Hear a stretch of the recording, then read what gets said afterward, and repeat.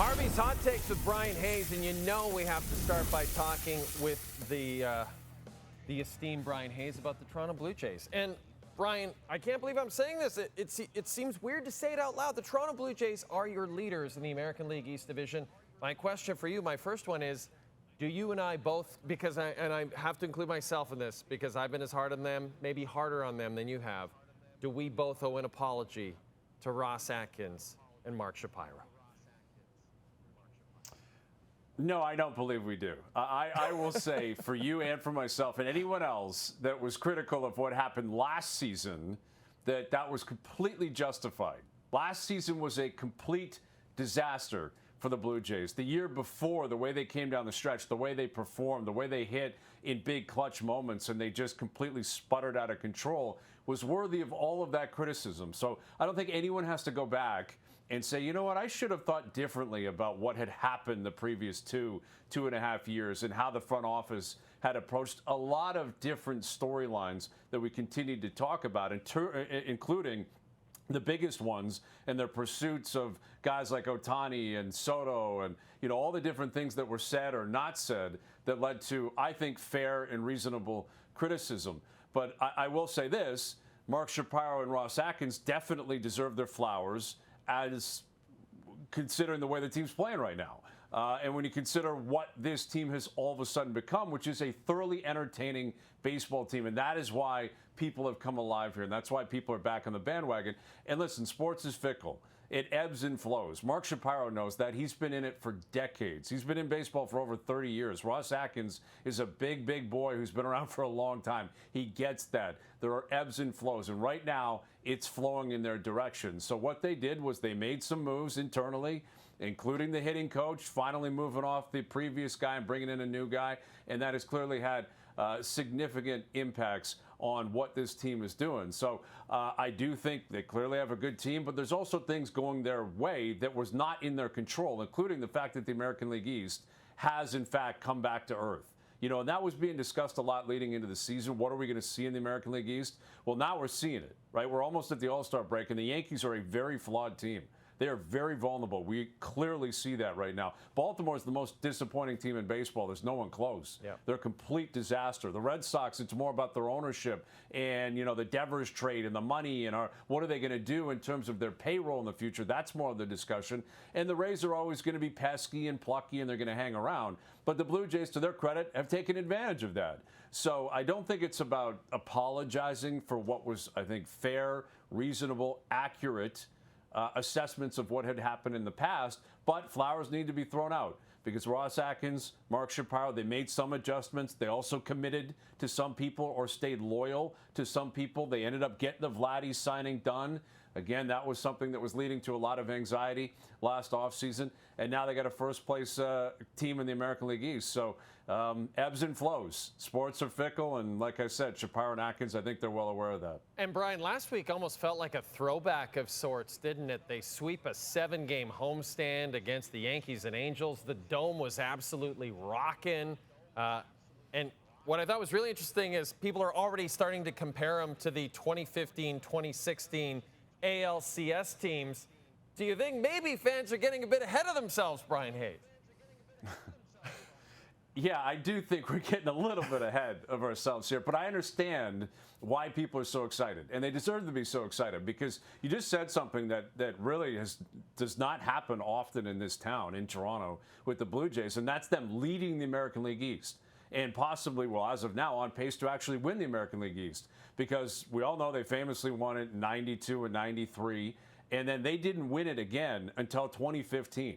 Like, it was that long in between winning the American League East in 93 and then winning it again in 2015. They did not win it in 2016. They were a wild card team in 2016, and they haven't won it since. So that is very significant. And you mentioned, you know, that homestand, but most significantly and most importantly, I think, for Blue Jay fans in terms of hype and in terms of just civic pride and jumping on a bandwagon, it's a 4-game sweep against the Yankees. There's nothing bigger than that. There's nothing that's going to launch people into a level of excitement that we haven't seen in a long time, like what we just witnessed. And they didn't just beat the Yankees. They laid a beating on the Yankees. And in doing so, they catapulted past the Yankees, right? And they haven't slowed down. So they're in a position right now to do something they haven't done since 2015. So it's very, very exciting. Blue Jay fans should be excited.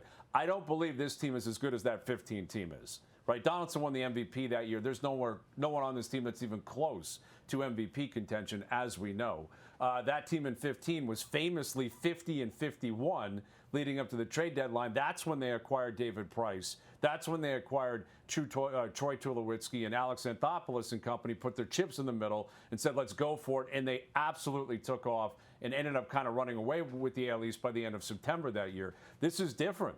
This is not a 500 ball club. This is a team that's in first place. This is a team on pace for more wins at the All-Star break than they've ever had. So we're also going to have to see what happens come the trade deadline. That's going to be very significant for me to see where this excitement goes and how justified it is to start comparing this team to that 15 team or 16 team. What does Ross Atkins have in store here to possibly go out there and acquire pieces? I think it's arms, but I also think he's looking at his own injured list right now and thinking, I could have pieces that could significantly help this team, like Anthony Santander, who's done nothing for this team. When he was healthy, he was awful, and he's been injured for a long time. He's still on the 60-day IL right now. Probably won't return until the end of the month, if not into August. But when he returns, there's your pop. If he's a guy that should be willing to hit, should be in a position that can hit, we know he's done it before, that's your big bat. Varsho eventually will be healthy and back in center field. That's a big acquisition. So I think leading up to the trade deadline, it could catapult it into a scenario where we can really have that conversation. But they're leading the American League East. They look better than the teams that they're competing with right now. I understand why the excitement's there, but comparing them to an ALCS back-to-back team like we saw in 15 and 16, I think it's too premature. There's too many games still to go. I don't think we're going to have that conversation legitimately for another month or two. We got a bit of a surprise on Thursday evening. The Ryan Reeves era is over in Toronto. The tough guy has been traded to the San Jose Sharks. You see the deal right there on the screen in front of you. Brian, I think it's a fair criticism to say that this signing did not work out the way the player or the team hoped it would. What's your overall take on Ryan Reeves in Toronto? Yeah, ultimately, I end up going to a similar kind of thought process that I had when other veteran, big personality, well-known players were brought in to ultimately give a spark to this team and a spark to the core. Now, Ryan Reeves is a very different player than some of the other players we could reference, like a Patrick Marleau that came in early, like a Joe Thornton, like a Jason Spezza, like a Nick Foligno at the trade deadline. You know, there have been veteran guys, big personalities, guys that were going to come in that at one point were very, very good players, if not great players, maybe Hall of Fame players. Well, Joe Thornton is in the Hall of Fame. And the expectation was they were going to come in and help prop up Matthews and Marner and Nylander and Tavares and Riley and all these other stud players who maybe needed that help in the room to create a winning culture, to create the habits that were necessary to launch them into success. And again, Ryan Reeves, a very different player.